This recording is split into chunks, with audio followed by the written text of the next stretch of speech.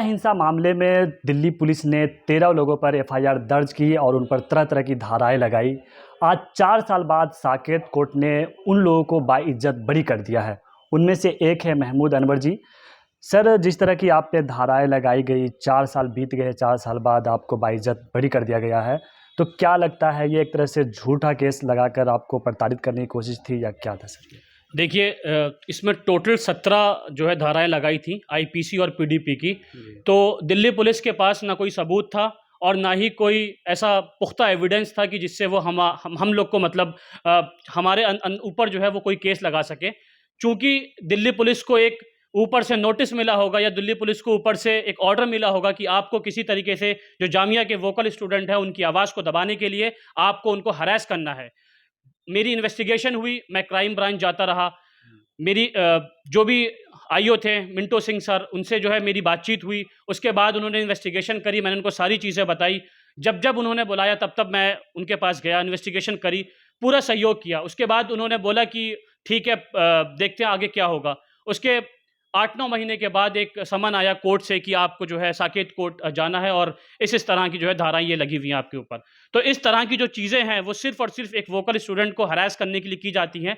चूँकि स्टेट के पास मुझे लगता है कि इसके अलावा कोई हथकंडा नहीं है जिससे वो जो ज़ुल्म हो रहा है या वो जो ज़ुल्म कर रहे हैं उसकी आवाज़ को वो दबा सके। अच्छा, तो आप मुझे ये बताइए कि आप एक जामिया के वोकल स्टूडेंट थे, इसीलिए आप पे केस लगाया गया, या आप एक मुसलमान थे इसलिए लगाया गया? देखिए, मैं जामिया का स्टूडेंट हूँ और दूसरी बात एक वोकल मुस्लिम एक्टिविस्ट हूँ और दूसरी बात मेरा नाम महमूद अनवर है। तो ज़ाहिर-सी बात है ये तीनों चीज़ें स्टेट को बहुत शोभा दे रही थी कि किसी तरीके से हरास किया जाए चीज़ों को। अब सवाल ये पैदा होता है कि जिसने संविधान लिखा हुआ है, जो ड्राफ्टिंग कमिटी का चीफ है, जो खुद कहता है, जिसका खुद का कोट है कि educate, agitate and organise. India के अंदर 62.2% यूथ रहते हैं और यूथ एक एक देश का फ्यूचर होता है। अगर यूथ किसी ज़ुल्म के खिलाफ नहीं खड़ा होगा, तो किस तरह से देश आगे बढ़ेगा? किस तरह से देश उन्नति पे जाएगा? जो सरकार के अंदर लोग बैठे हुए हैं, वो तरह-तरह की स्कीमें लेके आते हैं। किसी तरीके से हमें यूथ को आगे बढ़ाना है। अगर यूथ वोकल है, यूथ बोल रहा है और यूथ अपने हक़ की आवाज़ को बुलंद कर रहा है, तो आप उसको हरास करते हैं, मेंटली टॉर्चर करते हैं, इन्वेस्टिगेशन करवाते हैं, उसके बाद उस केस को कोर्ट तक लेके जाते हैं और कोर्ट तक लेके जाने के बाद आप वहाँ शांत नहीं होते। आप तरह-तरह के हथकंडे अपनाते हैं, किसी तरीके से इस केस को लंबा खींचा जाए, ताकि इसकी ज़िंदगी बर्बाद हो जाए, इसकी एजुकेशन बर्बाद हो जाए, इसके एक्टिविज़्म को हम बर्बाद कर दें। इस तरह की जो चीज़ें हैं, वो बहुत कॉमन हो चुकी हैं और इसके अंदर जो नेशनल मीडिया है, जिसे फोर्थ पिलर ऑफ डेमोक्रेसी कहा जाता है, उसकी बहुत बड़ी ज़िम्मेदारी बनती है, क्योंकि वो अपनी ज़िम्मेदारी से नाकाम रहा है। इस तरह से जितने भी छोटे यूट्यूबर्स चैनल हैं, जितने भी छोटे-छोटे आप जैसे लोग जो यूट्यूब चलाते हैं, वो सच की आवाज़ दिखाते हैं, हम लोग की आवाज़ बनते हैं। तो मैं आप लोग का भी शुक्रिया अदा करता हूँ अपनी बात से कि आप लोगों ने हकीकत में 2019 से लेके आज 4 साल बीत गया है, लेकिन हमेशा रिसोर्स ना होने के बाद भी आप लोग खड़े रहे हम लोग के साथ। अच्छा, मुझे ये बताइए महमूद जी कि आज 4 साल बाद आपको कोर्ट ने बाइज्जत बरी कर दिया है।